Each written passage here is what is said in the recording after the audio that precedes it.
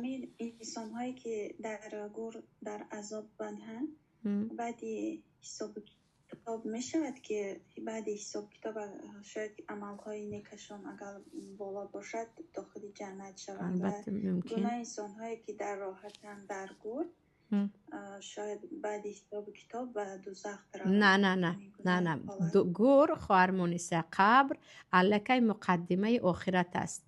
اهل جنت الکی استراحتشان از گور شروع می شود. اهل دوزخ عذابشان از گور نمی شود که آنها در برزخ در استراحت باشند و بعدا دوزخ درآیند و برعکس نه. حدیث چگونه که آمده است اهل جنت الکی دروازه از جنت برایشان باز است. اهل دوزخ الکی گرمی آتش رو می کشند.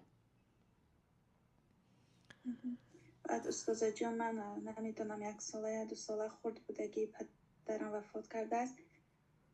نمیدونم که وای چگونه شخص بود، یعنی نماز میخوند نمیخوند و چی حالت مردگی است نمیدونم و حالا در گور چه حالت داشته باشد من برایش چیکار کرده میتونم؟ صدقه کنید برایش شرایطتون باشد. البته دعا کنید و قل رب ارحمهما کما ربیانی صغیرا.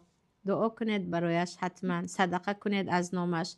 پیامبر میگن کسی میخواد پس از مرگ پدر و مادرش یا پدرش خوبی کند اهل خیش و تبار پدرش کتی سیله رحم را قوی کند. آنهایی که دوستان خیش و تبار پدرتان است با آنها رفت و آمد کنید، مناسبت خوب داشته باشید و امید برید خداوند بزرگ است. چقدر پدرهایی هست که با فضیلت فرزند صالحش پروردگار آنها را انشاءالله داخل جنت میکند. و همان در گور اگر در عذاب هم باشید این گونه همه شود که الله حاضر قیامت نشده از عذاب گور باز نجات دهد. الله به همه چیز قادر است. الله به همه چیز قادر است. در ما حدیث پیامبر است که بعضی به درجه های پدر و مادر می رسند که حیران میمونند که خدایا از کجا این درجه. میگویند به دعای فرزندت.